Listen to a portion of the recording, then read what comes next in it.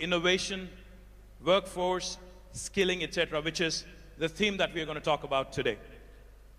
On the innovation front, as it was mentioned by Mr. Trump yesterday, today we have India's largest technology incubator in Hyderabad called the T-Hub, which has been doing exceedingly well.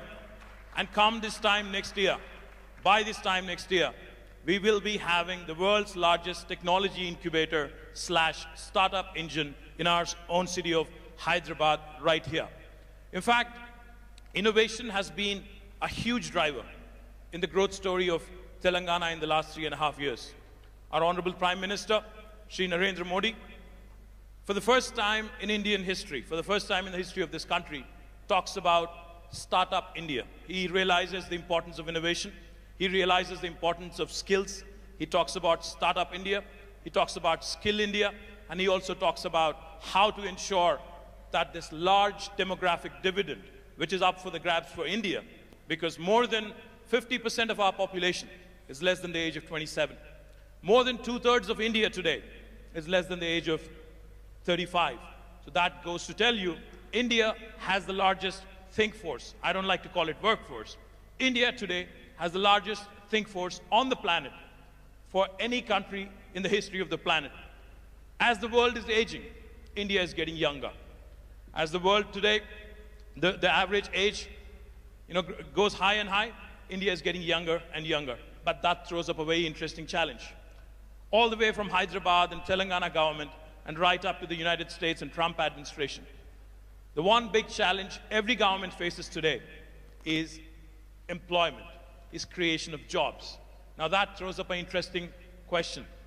How do we ensure that this so-called demographic dividend is completely harnessed, is completely leveraged by the governments? The human capital, how do we harness it? How do we ensure that this innovation, in this innovation and knowledge economy, how do we keep going? And how do we make sure, most importantly, women, for whom another added dimension, another compounded problem is the gender discrimination that is rampant across the first world, second world, or third world, irrespective of which country you come from. So we want to talk about all these innovation, skills. How do we ensure we create jobs? How do we also ensure at the same time we create both job creators, a platform for job creators like T-Hub, and how do we also ensure that for those people who are seeking employment, how do we make sure that they're adequately skilled? How do we also ensure that they keep refreshing their skills every so often? So like I said, I have cracker of a panel, and let me start by introducing the 4 powerful men. I have 4 powerful women. I've never done this in my life, moderation. So I'm a little nervous as well, so you have to bear with me for the next 1 hour. Let me start with Chanda Kochhar, the MD and CEO of India's largest private sector bank, a woman who's won multiple awards. I can go on and on, but she's been consistently ranked among the top 100 most powerful women by Forbes and Fortune, and the winner of Woodrow Wilson Award for corporate citizenship. Chanda, thank you. I think you're here. Chanda Kochhar, ladies and gentlemen, a warm round of applause, please. Next, I'd like to introduce Karen Quintos, the Chief Customer Officer of Dell, the highest ranked, most senior position held by a woman in Dell is currently held by Karen Quintos. Karen works very closely on the board of Dell, the highest and the most senior position, the executive position with Michael Dell and the entire team. So welcome, Karen. Next, we have a woman who's extremely popular, who's done significant work, who's been a tremendous pillar of support to a former UK Prime Minister, Prime Minister Blair, Sherry Blair of the Sherry Blair Foundation for Women. Ladies and gentlemen, please welcome her with a warm round of applause.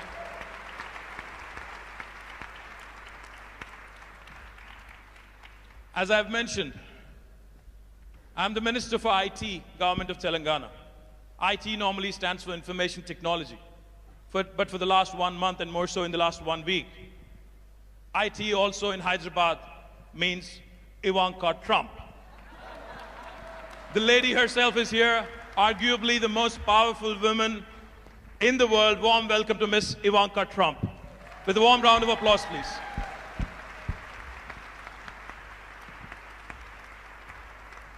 I didn't know what to call her because she dons multiple responsibilities, multiple roles, so I wanted to make sure we capture this moment. We have a banker, we have an advisor to POTUS, and many, many other things also. We have a lawyer, and then we have a chief marketing and chief customer officer. So welcome, ladies, and then we can get started. Thank you very much. What a group. Good morning. It is a bunch of really, really energetic people at 9 a.m. in the morning. Do you guys need more coffee? Well, this is a great panel. Thank you, ladies, for joining me. Let me start off by posing one question, and let me start off with Chanda. Chanda, you've donned multiple roles. You've been rated as one of the most powerful women in business by Forbes, by Fortune. You lead India's largest private sector bank. You're among the top 10 most influential businesswomen in the world. Let me ask you, what does it take really to ensure that you break through the glass ceiling, you work through whatever it is that is required to make it right to the top in the corporate world? Well, I think it's a combination of many things. It's what you yourself as a woman desire and want to achieve. It's what, the encouragement and support that you get from your family. And it's the entire ecosystem in the organization where you build your career. So let me start with the ecosystem first, because I think, I was very fortunate to be part of an organization that has always been a merit-oriented organization. And that gave all of us the comfort and confidence to say that if, even as women, we put in hard work, we'll be recognized for the work that we put in. We'll be given the next promotion or the next responsibility based on your capability and will not be discriminated against just because you were a woman. Well, beyond that, I think, it's about the woman himself or herself in that sense. Because, I have seen that women are actually sometimes even more capable and more intelligent than the boys that we recruit. I agree. I completely agree. But at the same time, we tend to give up when it's the most difficult time in our life stage, which is when we are starting our families.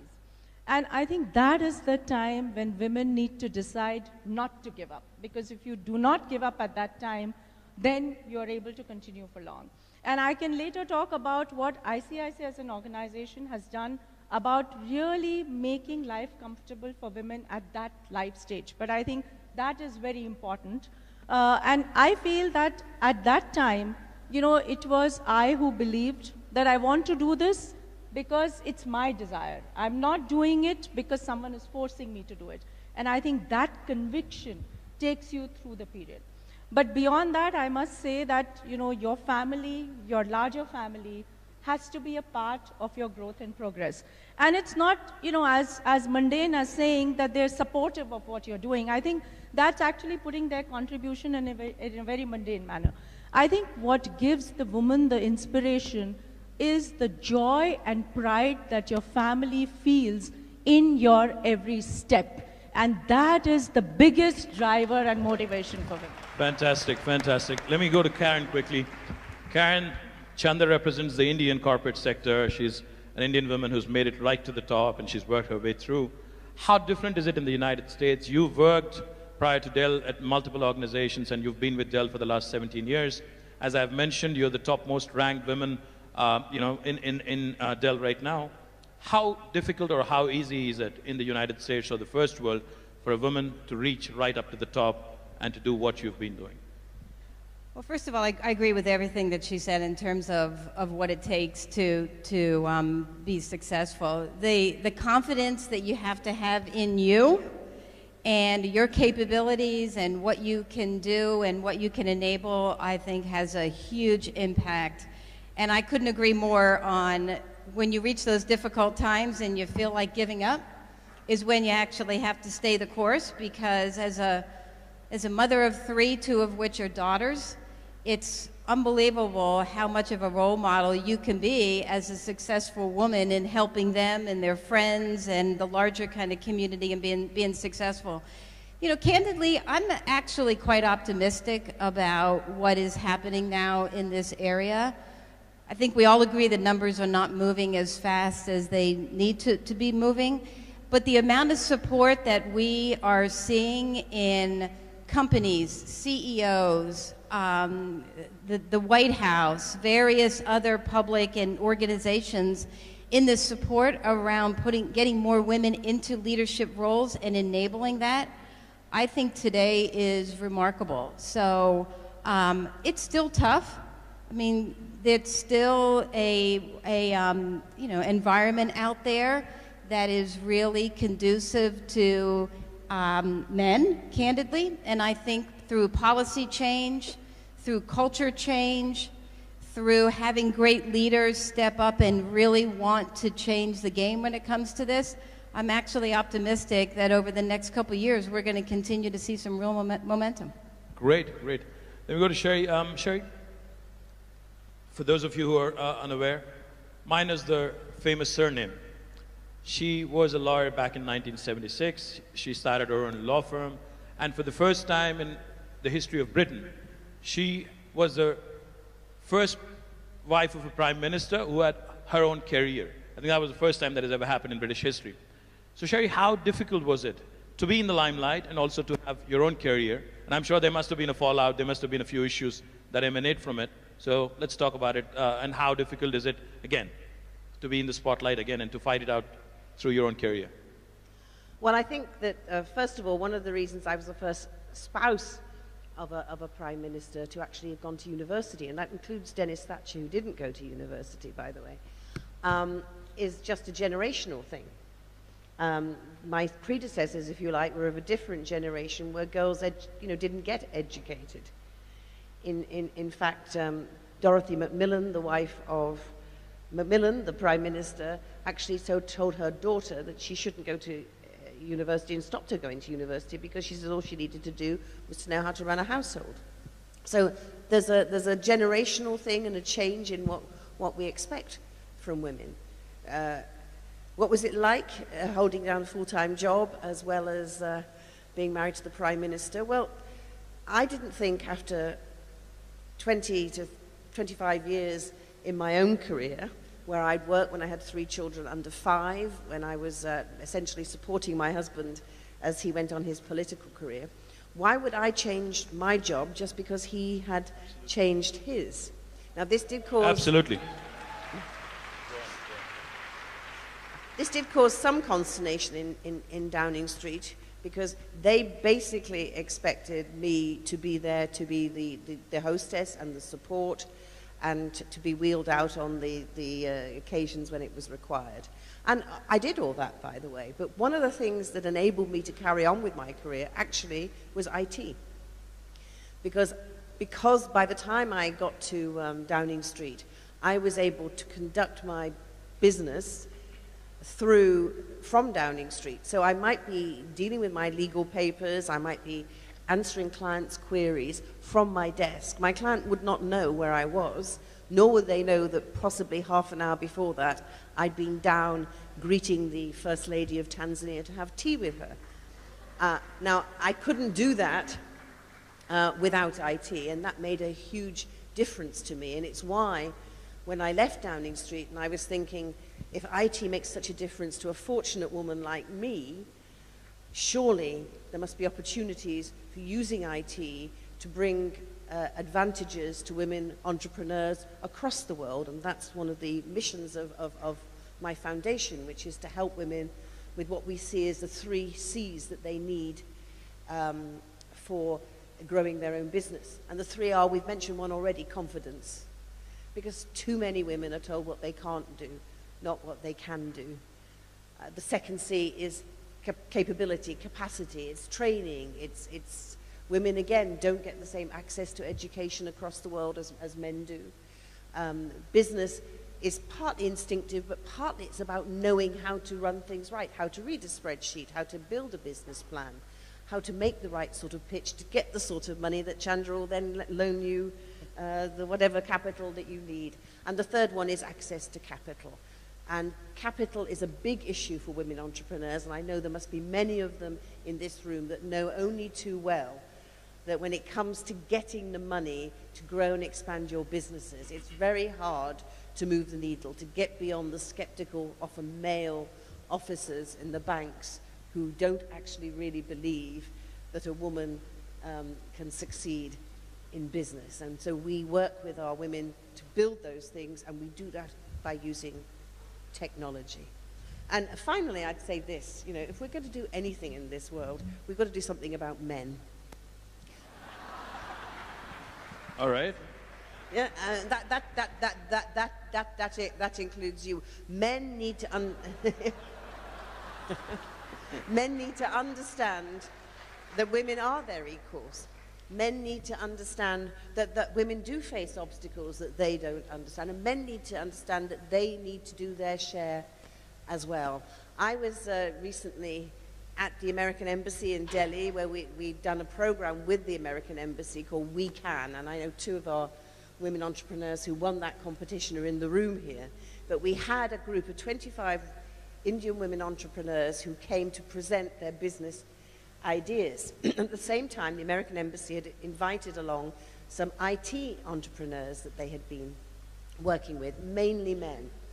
And the women were talking about their obstacles, and yet one of the young men stood up in the audience and says, I don't understand what this woman is talking about. He says, sometimes when I go to an interview or to seek a business, people ask me about whether I'm married, and you know, I don't find that offensive, so why are these women complaining that they can't get any help and assistance, because when they come there, all everyone is asking them about is whether they're married.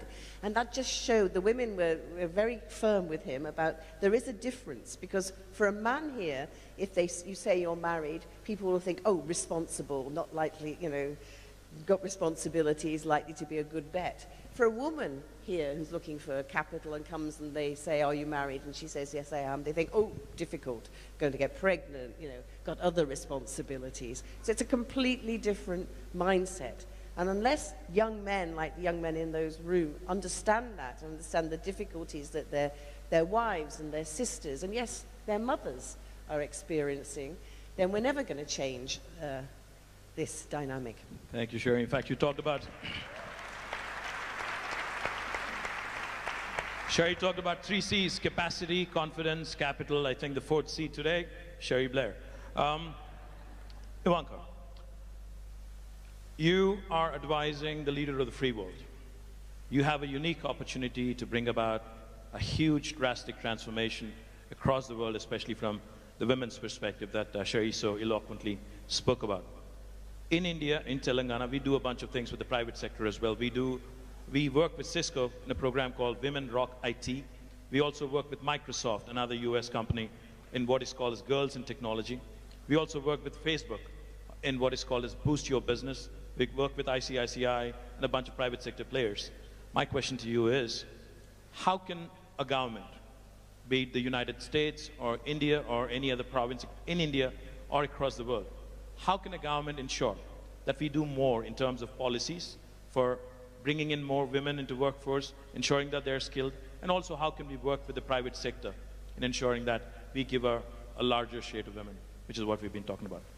Well, thank you, and thank you for having me here today on this remarkable panel. So much of what was said was deeply inspiring, and I agree with wholeheartedly. So one thing I'd just like to throw out there is these aren't women's issues. We're half the population, so we have to just start thinking about them as critical issues, not women's issues. So the role of strong male voices in this conversation, to Sherry's point, is very, very important. Also, going back to something else you said, Sherry, I think one of the reasons we're seeing an explosion of women's entrepreneurship is because traditional workplaces often haven't worked for us. We are disproportionately providing unpaid care while also needing to support our families financially. In the vast majority of American homes now, all parents work. So women are working, supporting their families, and providing unpaid care.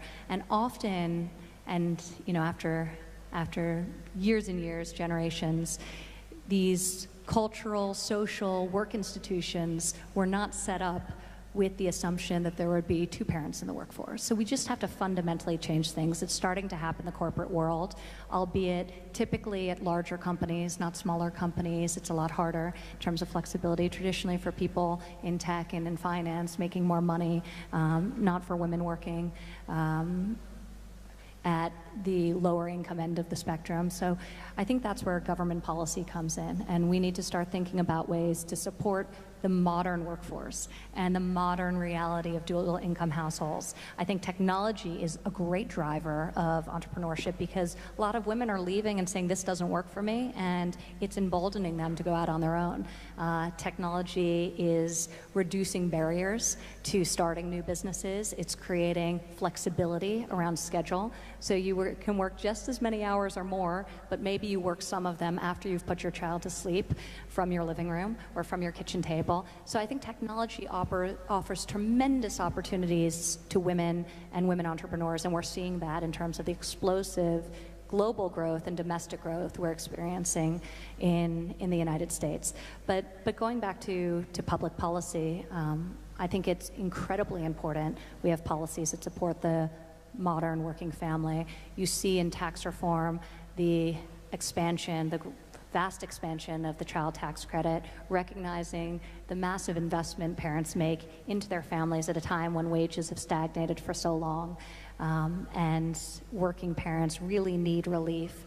The child independent care tax credit, tackling the cost of childcare and the fact that it's not only inaccessible in large portions of the country, particularly in rural America, but the cost is enormous to many American parents, and they're unable to afford to provide high-quality childcare. So that's another issue we're addressing. So you see some of that agenda coming to life through components of tax reform, and coming into the new year, you will hopefully see it in a national paid family leave program that we're working hard to build coalitions of support for. The president included it for the first time ever in his budget this year, paid family leave, maternity, paternity, adoption, and I'm very encouraged by that step, and we'll be working with Congress to try and pass what is a long overdue policy. So that's where you have public policy and many other things we're doing.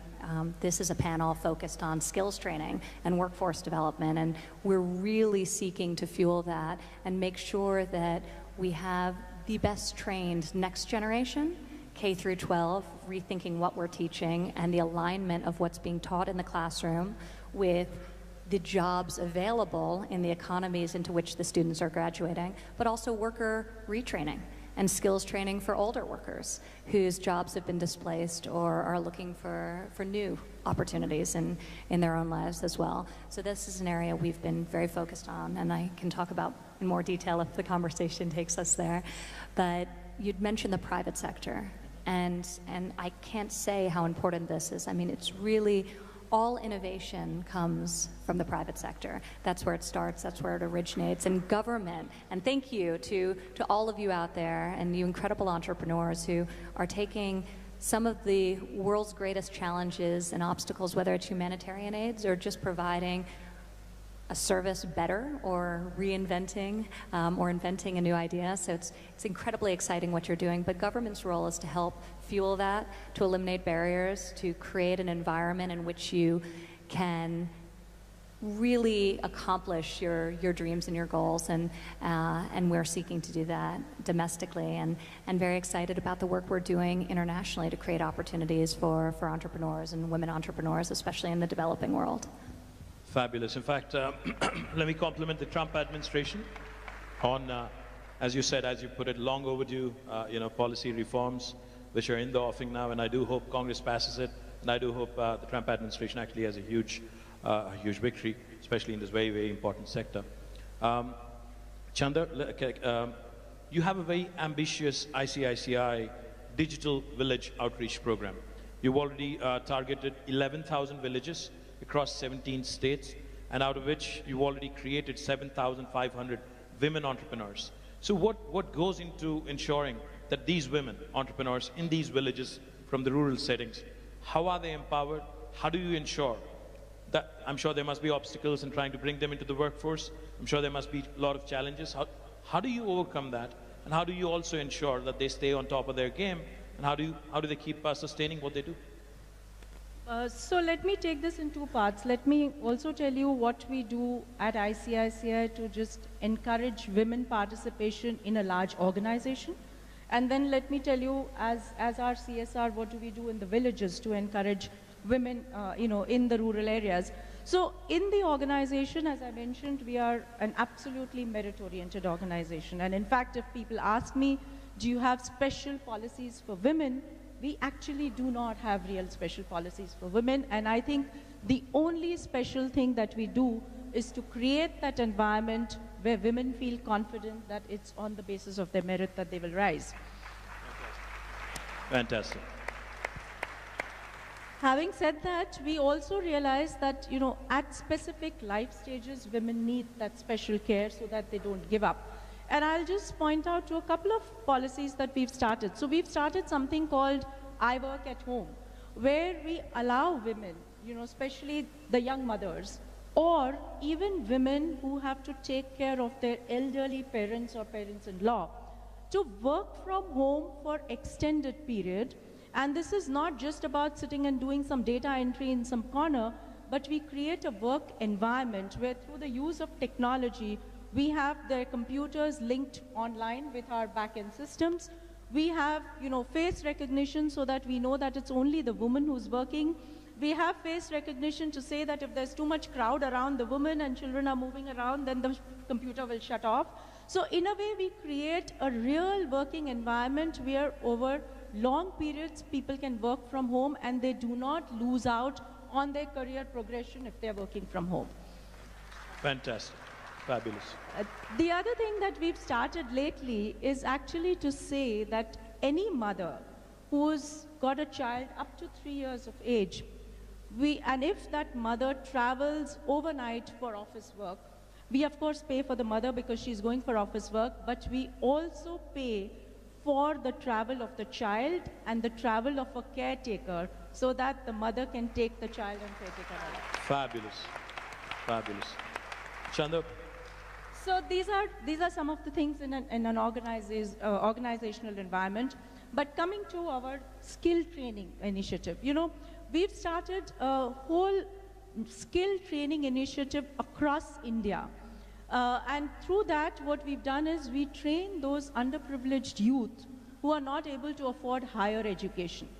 For that, we picked skills which are actually relevant for this kind of youth.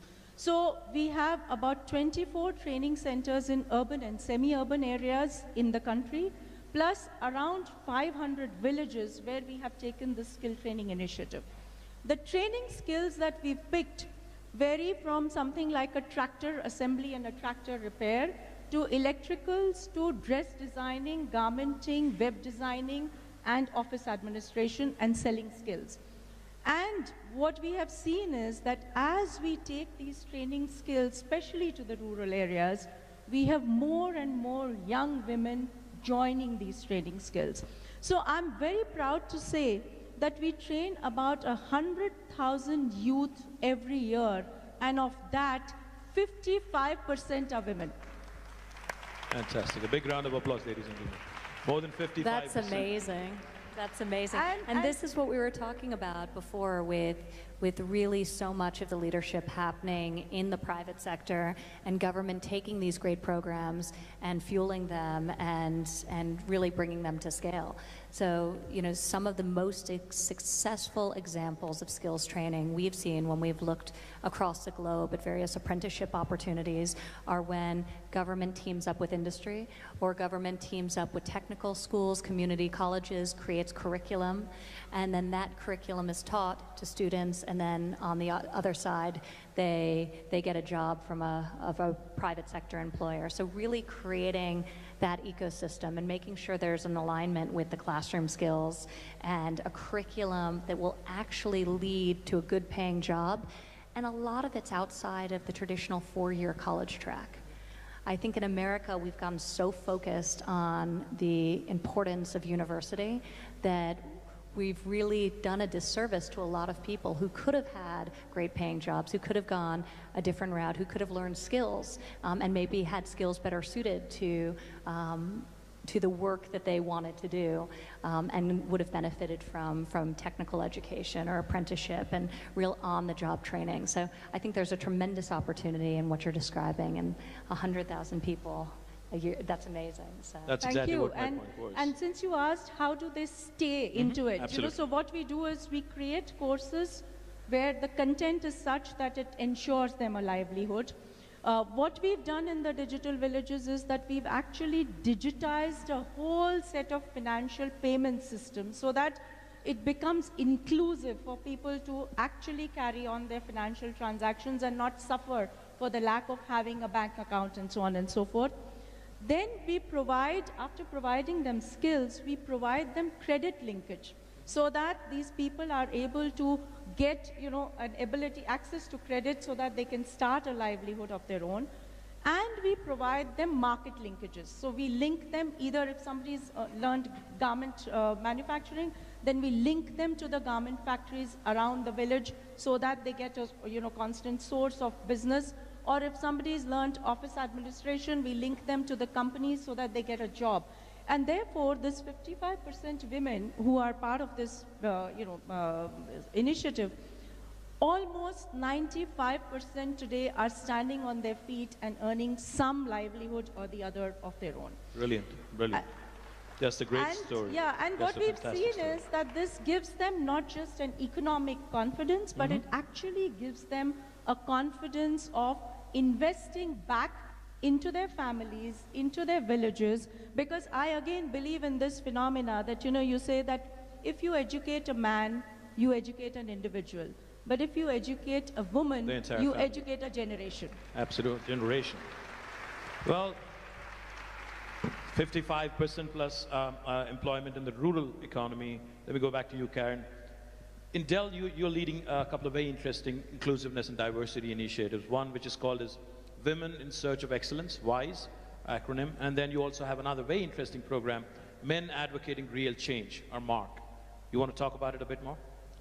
Sure. I mean, this is an area that is clearly near and dear to us, and I'm sure is important to everyone in the audience. You asked the question, what are companies need to do to get more women into leadership roles and help with skills? We launched a couple of years ago unconscious social bias training. The biases that exist in society today, Cherie talked about some of them when it comes to women and, being married and those types of things. They have to be addressed. Men need to be part of those conversations, and that's what we did with the MARC, Men Advocating for Real Change training that we have done. We have trained nearly 90% of our executives. We made a goal that we're going to take it out to all frontline managers by the end of next year. It teaches all of us that we have biases, and it's how you respond to those. And it's what you do to lead your teams through those and recognize that the world is a better place. Business outcomes are great when you have diverse thinking that you can enable. And corporations are just better places when individuals can come in and feel that they can be themselves and really contribute to the company and the organization. We also have a very, very robust employee resource group. Our Women in Action resource group is the largest resource group that we have. It is 13,000 employees strong. We have 40 chapters around the world. We are using that employee resource group to fundamentally help drive some of the policy changes around paid time off, around enabling our flexible work from home solutions. We clearly see that technology can enable how women and men can work from home. We have sites across Dell where nearly 50% of the workforce works from home 1 or 2 days out of the week. And this has actually been a huge enabler for us to hire women back into the workforce that have taken some time off, that have children, that their children are getting older and they want to come back. And there is an untapped potential labor pool that is out there of women that have master's degrees, that have started their own businesses, that we are actually rehiring back at Dell. And they're continuing to lead, you know, major organizations and functions for us. And a lot of that is enabled through a lot of these practices. No wonder you won the Working Mother of the Year, 2012, the award by the Working Mother magazine, because the work-life balance, I think, you talked about. So Sherry, going back to you, when you launched your foundation in 2008, you talked about how women being a part of the workforce is going to lead to stronger economies. You want to elaborate a bit on that and how and what your foundation has done to further the cause in the last 9 years?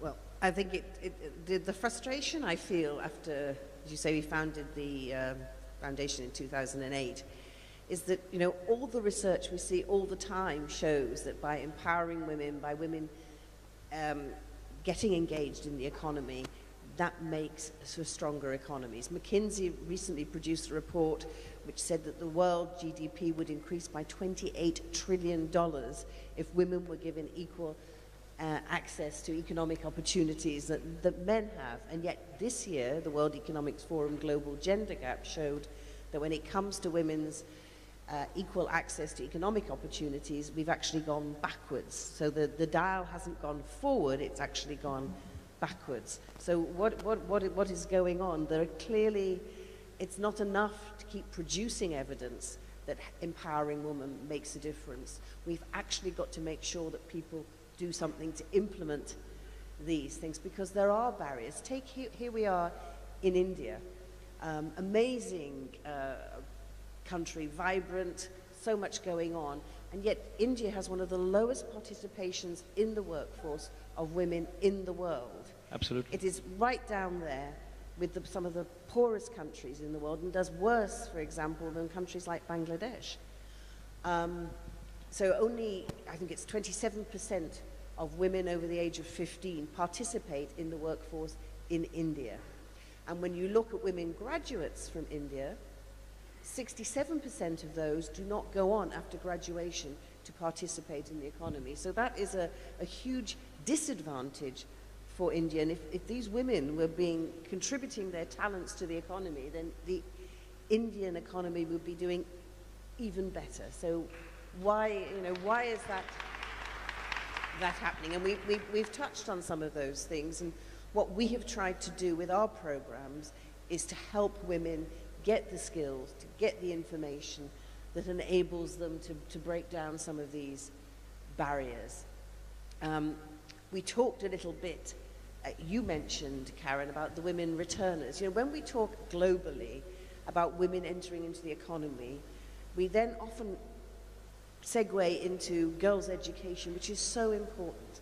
But in a world where so many women get married very young, if we ignore the women, as you were saying, who after they've had their families, and if you get married at 15 or even 18 and you have your children very young, you are still very active and got a lot to give in your 40s when you're possibly even a grandmother. And yet it's very much more difficult for women at that level to repenetrate the job market. And one of the ways you can reach these women is to bring them skill training, to give them access technology, so you reach out to them where they are, whether it's as in Chandra's program in the villages, and we did a great program with Mandeshi Bank in Pune recently, where they were already giving microfinance loans to women in the rural areas, and we added to those loans a component of business training. And as a result of that, we found that the women not only got the money, but they used the money more wisely, and therefore were able to increase their business skills. So I just wanted to tell you the story about one of the women that I met there, who'd been on our training course. And she was 37, she already had 2 teenage children. 6 years ago, she was working in her shop, and she cut off her left hand on a slicing machine. Obviously, this was a huge problem for her, but she picked herself up. She came on the course, got a loan, And as a result of the business training, realized that she needed to diversify her business. As a result of that, it ended up increasing her income fourfold, which enabled her to pay for her daughter, who she wants to become a doctor, to stay on at school beyond the age of 15, which was the age that she herself got married. But I asked her to describe her day for me, and I just wanted to share this with you. So she gets up at 5 o'clock in the morning, and she then, from 5 to 8, milks the 10 cows that she now has to produce milk to go to her store. She goes back at 8 o'clock, and she then feeds her family and gets her children off to school. At 10 o'clock, she goes to her shop. And by the way, remember, she's only got one hand. And she works in her shop between 10 o'clock and 5 o'clock. At 5 o'clock, she goes back and milks the cows again until 8 o'clock. And then at 8 o'clock, she goes home and she feeds the family again and prepares for the next day, and she goes to bed again then at 11 o'clock at night in order to get up again at 5 o'clock in the morning. That's a woman who is absolutely devoting herself to getting the best out of herself and her family. And she's the sort of woman that, by supporting and the fact that she's done so well, has increased her prestige in her village as well. So, you know, these are the sort of programs. Now, the other sort of thing we do is for a different level of woman entrepreneur, and we have what we call our blended learning training programs. These are like 3-month mini MBA courses. And the point about the blended learning programs is, though the women come together to do the business training, most of the course is delivered over the internet so that they actually don't have to leave their businesses. Because if you're a woman entrepreneur and you've started a business and you're progressing that business, but you need the business skills to expand that business, it's sometimes very hard just to walk away and leave that business. But by using technology, we can provide training to women where they are so that they can carry on their businesses and still get the skills that they need to develop. So a program we have in Nigeria, for example, it's called The Road to Growth. One of the women on that program who did our course, for example, was a psychiatrist trained in the UK. She came back to Lagos to start a mental health clinic. And she said, you know, I'm obviously an intelligent woman, but no one had ever taught me about business skills. So I start this business, I know how to do the medicine. But, you know, then it's a question of, well, how do I manage my finances? How do I manage my staff? How do I present a business plan? And so the blended learning training gives women the skills, but doesn't require them to have to go away for weeks and months on end in order to be able to do that. So we have to find practical solutions to help women who are earning money now do better at what they do without requiring them to have to make the sort of sacrifices that they can't actually make by giving up their businesses altogether. Absolutely, practical solutions. Can I just add one thing to Cherie, because it's actually an example that you all can see here at GES, and it speaks to how do we help connect women, and in particular women entrepreneurs, up to the skills, the training, and everything that they need. One of the things that we discovered years ago as part of the work that we've done around women entrepreneurs is access to capital, access to mentors, access to skills, access to expertise that exists out there. And through technology, we built this platform, and you can see it in the Dell booth, called Alice. So think Angie's List for women entrepreneurs. It's built on a technology platform.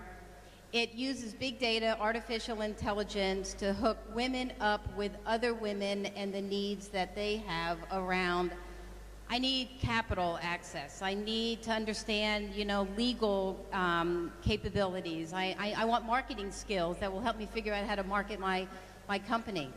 And through this platform, we have thousands of women that are interacting with other women that they can connect real time with. And through technology and big data, this platform continues to be smarter and smarter and smarter. And our goal is to enable millions of women that can get the access to the skills, the training, and everything that Cherie and her foundation are helping to enable. So I think technology can really, really help there. Technology, practical solutions, sacrifices, and the wonderful work that your foundation is doing. My compliments. Let me turn back to Ivanka. Ivanka, a McKinsey Global Institute study shows that if we are able to close this workforce gap by 12%, we would actually be increasing the world's GDP by 25% by 2025. And it also, another interesting fact that this throws up, women in top leadership positions and boards actually enjoy greater financial returns. So was that a conscious choice to run your entire enterprise, Ivanka Trump, with all women leadership and completely run by women? Was that for the bottom line? Was that to make sure that you have more women in the right positions? Or how do you go about doing this? Well, I think today, empirically, we know that having equal representation, gender representation, having diversity is a positive. It's financially beneficial to business. And that's what's pushing corporations, not just a social responsibility, but a fiscal responsibility to their shareholders. And that's what's pushing businesses to diversify at a faster rate than if they were doing it for some other motivation. So that's exciting. And we're seeing all the studies, we're seeing all the data to support that very fact. So I think the key, and we've covered so much ground here. We've talked about the importance of public policy supporting working families, women and men who work inside or outside of the home. We've talked about the role of technology and how that can connect people to mentoring opportunities, like the great work being done at Dell. We're doing that domestically at the government through programs such as SCORE, which have been very, very successful in getting private sector and getting successful men and women to coach and to mentor other young people or not so young people, who want to become CEOs as well. So taking programs like SCORE. We've talked about inadequate access to capital, which happens domestically, unfortunately, as well. When you look at our participation or our share of venture capital funding is minuscule, 3% last year. We're trying to fix that by A, raising awareness about this issue, but B, increasing our lending through the Small Business Administration. In 2017, we increased the amount of lending to women-led firms by over $500 million year to date alone. So that's exciting. And then internationally, where the barriers are the same but far greater, oftentimes with a cultural or legal overlay that makes it particularly challenging. So one of the initiatives we launched, and there's so many great initiatives across government. I'm leaving this stage and going to the State Department run GIST competition, which maybe some of the entrepreneurs here today will be participating in. You will? Amazing. It's a pitch competition to support investment in great entrepreneurs around the globe doing very innovative things. But there's so many different programs. But this summer we launched something that was very extraordinary. We were founding members with 14 other countries of a World Bank initiative called WeFi, and it seeks to address a number of the things we've mentioned: access to capital, access to networks, access to mentorship, and access to equitable laws by pushing governments in developing worlds to lower barriers and change the laws that prohibit women from full participation in their economies. So WeFi is very exciting, and we anticipate being able to leverage in excess of $1 billion to go to female entrepreneurs in the developing world. So we're hopeful that has a profound effect on the ecosystem of women's entrepreneurship generally, but also for the benefit of women in the workforce as well. Because it was noted here that when you invest in women, they invest back into their families, back into their communities. They say 90 cents on the dollar earned by a woman goes right back into her family and community, and back into things like education, into healthcare, into things that will create a positive generational impact. So we're very excited about that initiative and all the other ways we can fuel the exciting work that's being done in the entrepreneurship ecosystem at home and abroad. Congratulations. Can I ask you, because Absolutely. Ivanka, that 90 cent figure, it's a very interesting one, but I want to ask you as a man, what do you think the equivalent figure is for a man? 40? Huh? Well, He was supposed to answer that. I'm the moderator. I'm supposed to be asking you questions. So. Anyways, I think it must be around 40. Yeah, no, it's 30. 30. 30. All right. As always, women are the smarter ones anyways. 40. But you know what I think? I was trying to But do you know what I think about that? You see, I think there are plenty of men who also invest 90% of their efforts into their family and into their community. And the problem is that there are some men, and my own father was one of these men because he abandoned my mother and my sister and myself and never supported us ever again. Who'd only put, 1%, if you're lucky, into their families. And the question really is for men is, why is it that we tolerate the idea that these men who go off and spend their lives on wine, women and song, somehow that's acceptable? The men who put 90% of their efforts into their families should be speaking out more loudly and saying, these men that don't do that actually are letting us all down, rather than just shrugging their shoulders and saying, oh, well, women, they do 90%, we do 30 to 40 as men, but that's okay. Because actually, it isn't really okay, is it? It's true, and I think this is something, Sherry, that I'm glad you brought up, but I'm actually very optimistic about, because I see the landscape changing, and especially when you look at the next generation coming up. I think women don't view themselves as purely providing care for their families. They want to work. In many cases, they need to work to support their families.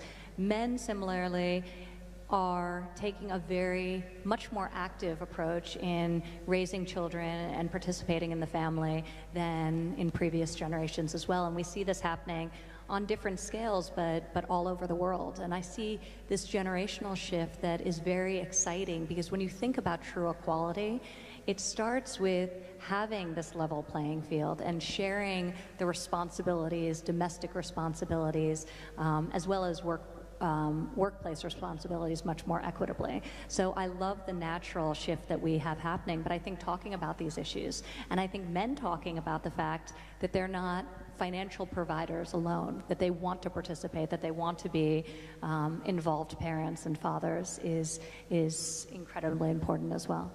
Now that you raised a very personal question, let me throw a quick question to all of you. I've learned that all of you are privileged to have a daughter, also each of you. I have an 8-year-old daughter also. So what would you say is the single most important thing that you would like to see changed? We talked about multiple things. We talked about capacity, we talked about confidence, we talked about mentorship, we talked about collaboration with the private sector, we talked about rural sector. What is that one single important thing from a government and from the societal perspective that you would like to see differently, say, a decade from now? We'll start with you, Ivanka, and then we'll move on to others. We have about 5 minutes, so let's make this crisp. Well, I think I have a 6-year-old daughter, and I'm actually trying to get rid of some of her confidence. But I think the purity of a young girl and the lack of assumption around what her role is, what she should do, what she shouldn't do, what she should like, what she shouldn't like, the longer we can preserve that, the better. So I'm always inspired by my daughter, because she makes me realize how many ingrained biases even I have that I don't realize that I'm accidentally putting on one of my children, my sons or my daughters. So I think look at our smallest children and see the world as much like they see it as humanly possible.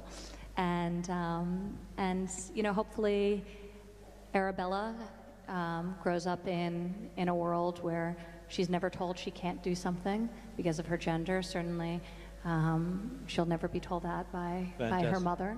Fantastic. A big round of applause, please. Ingrained bias, which is even within all of us. Tell me about it. I'm a man, so I'm obviously going to have a little bit more of that.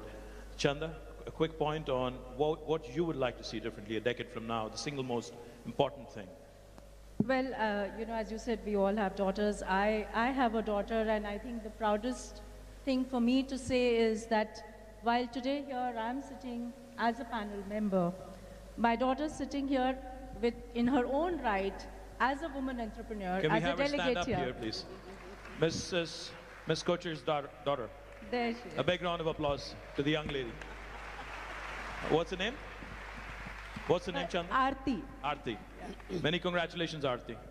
But what I say is that for me, my biggest inspiration are my children. And, why is my daughter my biggest inspiration? Because I think at her age, I expected my mother to do so many more things for me than what she expects her mother to do, because she doesn't find the mother around. She's a strong young lady. So, yes, yeah. so much around. So I think it is about, this is an entrepreneurship summit, so I would say it is about 3 E's for women: education, encouragement, and empowerment. Education, encouragement, and empowerment. Yeah, Big round of applause. If we do that, I think sky's the limit for all women. Fantastic. Sherry, your thoughts on what the single most important thing is that you'd like to see differently a decade from now?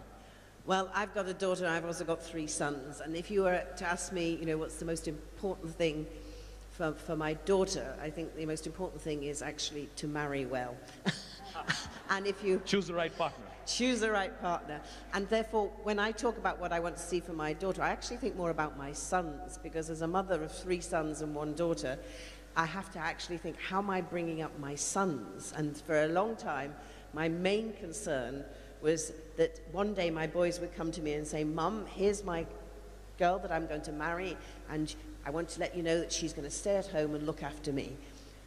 Fortunately, that hasn't happened. My youngest is only 17, so if he came and say he wanted to get married, I'd be a bit upset. But my 2 elder boys are both married to very successful career women themselves. But the one thing I said to both of them before they got married, the day before, I said, I know you're all very proud of your wife and her career and what she's doing, but the crunch time will come is whether you're prepared at some time in your career to take a step back in your career so that her career can flourish. Because if you constantly think that yes, she can have a career, but it's always secondary to mine, then it's never going to quite work, is it? Because the girl will always then have to take the Since you mentioned choosing the right partner, one of these days when I'm going to catch the Prime Minister, I'm going to talk to him about his perspective as well on choosing the right partner. Can you also mention to him when is the time when he's going to take a step back in his career so that I can get on with mine? Absolutely, I shall ask him that. I do think, though, and I just want to layer something on top of that, because I do think you're right, that conversation needs to be happening about who's going to step back if somebody is going to step back. But I do think we have to do a better job of recognizing that all women are working women, whether they're working inside the home, raising their families, or whether they're working in a professional capacity. And I think we have to celebrate that decision either way, but we need to create an environment in which people can make the decisions that are right for their family. So destigmatizing men making the choice to do that, but also not disincentivizing or not frustrating women who choose that as the right path for themselves as well. Well, we're actually out of time, but... I want to say one thing. No, absolutely. In fact, all I was going to say what needs to change? I think we need to see more women and girls in STEM-related roles, whether they are entrepreneurs that are creating innovative technology, big data, all of that, or whether it's girls that are graduating with STEM-related degrees. The numbers are really scary, and that is where the jobs are going to be.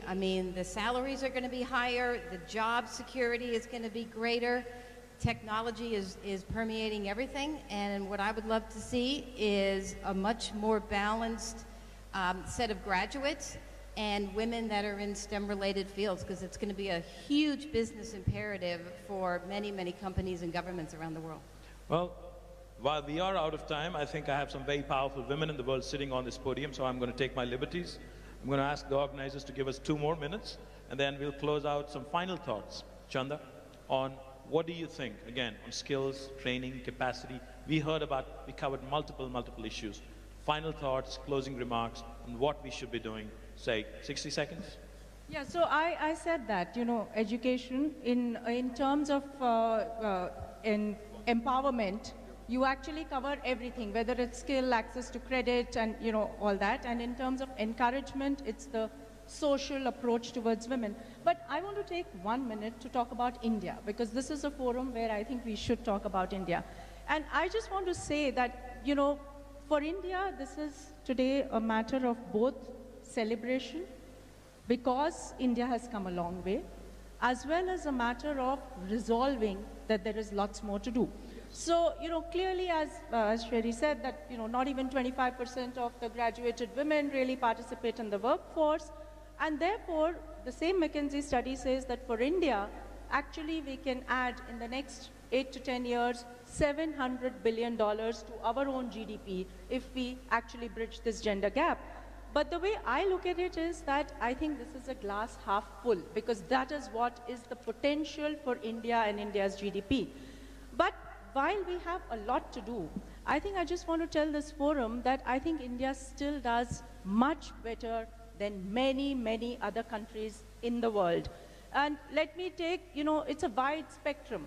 I mean, you do not have a country where you have 100 million families impacted by the self-help group movement, of which 85% of that self-help group people are women. Out of which 20 million are in Telangana. Yeah, yes, absolutely. So you move from there to the whole entrepreneurship thing. And I think India's economic structure is changing. It's no longer just a manufacturing or a services economy.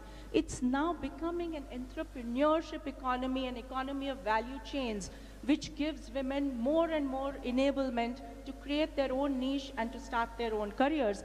And what bigger testimony than to say that in India we are able to put up a platform where more than 50% participants are women today, sitting right here. Fantastic. Big round of applause to the ladies, the women entrepreneurs who showed up at the Global Entrepreneurship Summit. And then let me take this little further to say that it's India that has produced, sportswomen in fields that get us medals and, things like wrestling and gymnastics, which were so far, typified as being men's sports.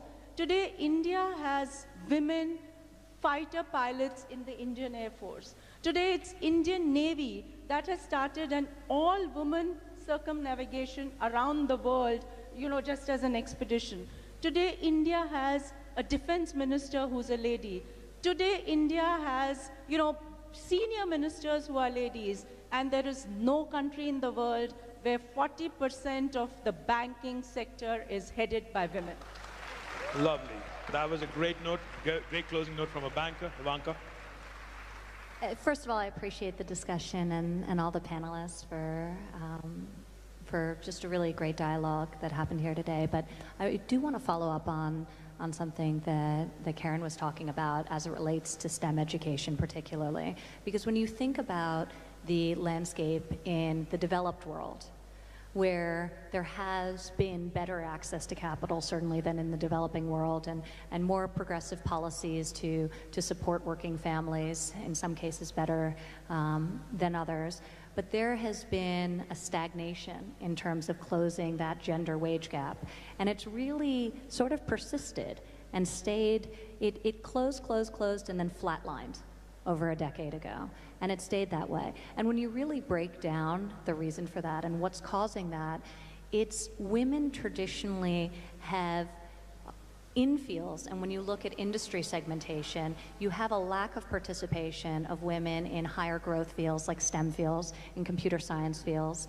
And you also have an unfortunate circumstance where traditionally women dominated sectors of the economy are undervalued financially and are underpaid financially. So I think both need to be disrupted. We need to get more men into so-called women's fields, and we need to get more women into STEM fields where our participation rates are really abysmal. I'm incredibly fearful that when you look out and you think about where the future of work is going, that if women continue to represent only 13% of engineers in the United States, or continue to represent only 24% of computer science professionals, that the gender wage gap is actually going to grow as opposed to contract in the years to come. So I think this is something we need to address. It's something that this administration in the United States is very, very focused on. Each president has the opportunity to prioritize for the Department of Education what they want them to focus on. And the president issued a presidential memorandum just last month instructing the Department of Education to prioritize STEM education. And in the guidance required that gender and racial diversity be considered when granting the money towards all of the different programs, so that the programs are actually designed to encourage gender diversity and to encourage racial diversity and to prioritize computer science. So I think it's critical that we think about occupational challenges and making sure that there's more equitable balance in especially the high growth industries as we look forward and as we think generally about the future of work in our own countries and around the world. So more men and women's domains and more women and men's domains as well. Well, then they wouldn't be sort of women's industries. Inclusive growth, closing down the gender gap. Fantastic thoughts. Sherry, final thoughts before we... Just a couple of thoughts from me. One is that we've heard a lot about how empowering women, getting women engaged in the market, how women in development, really makes a difference. And yet the truth is, when we look at where the development dollars go across the world, across all these programs, it's a pitifully small amount of that money that actually goes to women. It's definitely less than 10%, and it's probably less than 5%. I can't remember the exact figure. So how often do we have to say that it really makes a difference if you invest in women for when we actually put our money where our mouth is and make that happen? That's why actually the We Find Five scheme is such a great scheme and where we need to do more. And my final thought is this. It's all about choice and diversity. We're talking about women as though all women were alike and all men are alike. And of course, we're all different. But it's about embracing diversity and most of all, respecting each other's choices, which is why when Ivanka talked about those women who choose to devote themselves to their family and work at home, that's their right and their choice. And actually, as women, we should be kinder to each other about each other's choices and actually help each other so we can make a choice and change our choices throughout our lives. So let's hear it for choice and diversity. More power to you. Karen, final thoughts? Any final thoughts? Yeah, my final thought is it's going to take all of us to change the dialogue, men and women, and I would just really encourage everybody here in the audience. It's amazing how many people are here. Get involved. Get involved in changing the discussion, changing the trajectory, helping to invest in women entrepreneurs. Women cannot do this alone. We need men in the conversation, helping. And the world is a better place when we all come together with a common vision and collaboration and working together. And I think together we can do some amazing things. Fantastic. Like I said right at the beginning, right at the onset, we have a cracker of a panel. Chanda Kocher, Karen Quinto, Sherry Blair, Ivanka Trump. These ladies did not need me here. They only needed me as much as a fish needs a bicycle. But I think they put up with me. Thank you, ladies, for your wonderful, wonderful thoughts. Thank you so much for this lovely opportunity. Thank you very much. Thank you,